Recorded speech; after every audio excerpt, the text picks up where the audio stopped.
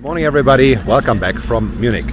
This is my first video I'm doing here in the city, not at home, since coming back from London. And I wanted to start off with a little walk here in the western part of the city. I just walked by Verdi-Straße, which was pretty ugly, and I just ended up here at a very nice spot. So, the good and the ugly so close together here in Munich.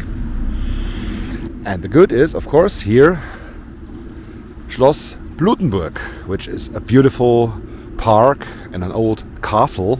And yeah, this is absolutely nice. I love this area here. So much green, all the lakes, the old castle, some memorials. Here, this one is the walk of the fugitives.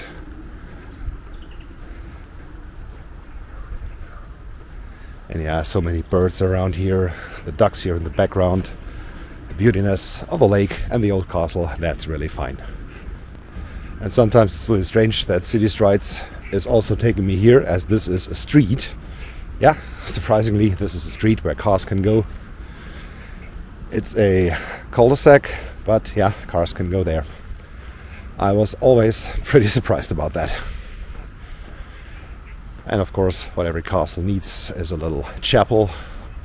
The one over there.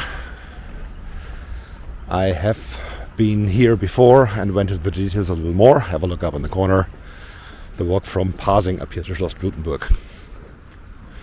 But now, let's continue this way. Out of the castle. Back into some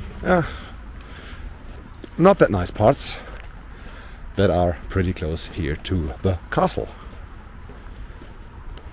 But first, across this bridge, the Würm River is going here. Or is it a lake? No, it's Würm, yeah. The second river here in Munich. This is not a canal, that's a real river. Of course, everybody knows the Isar, which is the bigger river here in the city. But here in the west, there goes the Würm, and it's right here. Mostly left in its natural bed. And that's pretty nice. And I guess you might already see what I'm talking about when I talk about it's getting a little more ugly. Yeah, the street. The far western part of Munich, the huge roundabout we are about to hit on the corner, is the beginning of the Autobahn, the motorway, the A8. Which goes westbound via Augsburg, Stuttgart, Ulm, all the way to Karlsruhe, and it starts right here. Right next to this beautiful park, river, castle, there's this monstrosity of traffic. But yeah, what can you do? People are still riding their cars. I don't. Especially now that I have the 49 euro ticket, which is a ticket that allows me to use every public transport and every regional train in whole Germany for 49 euros a month. So I'm not allowed to ride the long distance trains, the ICE trains or the intercity trains with this ticket, but everything else is included. Every bus, every tram, every S-Bahn, U-Bahn, regional train, regional express train, in the whole of Germany for 49 euros a month.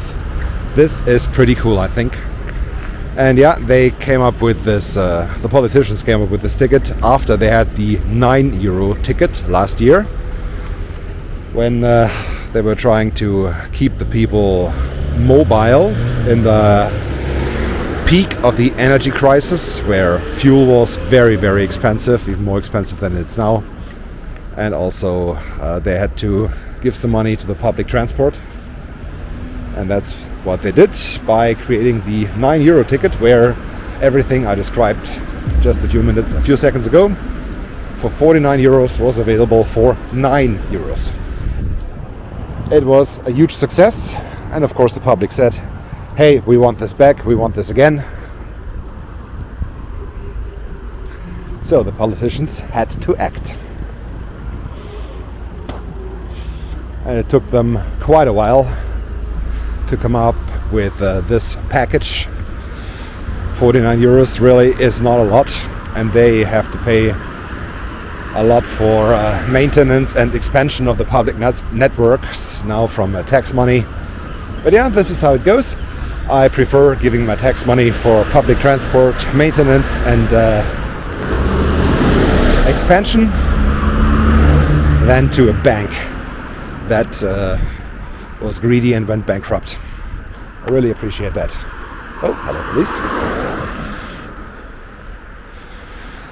Yeah, the fuel prices, they dropped quite a bit since last year.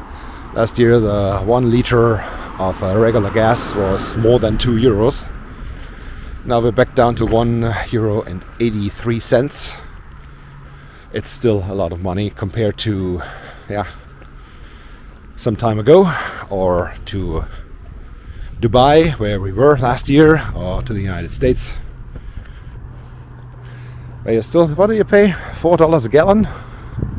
Something like that, maybe 5. That's still less than half of what the German car driver has to pay right here, right now. And the prices have dropped. Did I mention that? Yeah, I think I did. Okay, so off the Verdi-Straße once again, into the residential quarter here in the west, far west of the city. And let's see where I will end up with. Yeah, the quarter of Pasing on city streets is pretty big. It also includes Obermenzing, which is this quarter here, right here. And it has about 440 streets, and I have completed about 30%. So I will be busy for quite a while. Let's see how long this takes me. But it will be, I'm pretty sure, several weeks. As now I have to go back to work. Okay, I'll keep walking on the Fahrradstraße, which is a route that says cycling traffic has priority over everything else. So the cars have to give way to cycles, to bicycles. Bicycles are allowed to drive all over the street wherever they want, and that's fine. And cars have to deal with it. There are a lot of these streets right now here in Munich, like the street where Mrs. Cyclepunk has her apartment. Is also a Fahrradstraße, and I think that's pretty cool. Oh, hello, Mr. Dog. Anyway, yeah, I'm now ending up here in this residential quarter, which looks quite okay, but I will end this video here. So, let me flip the camera and say thank you very much for watching. Don't forget to hit like and subscribe. And see you soon back in Munich and surroundings. Have a good time. Goodbye.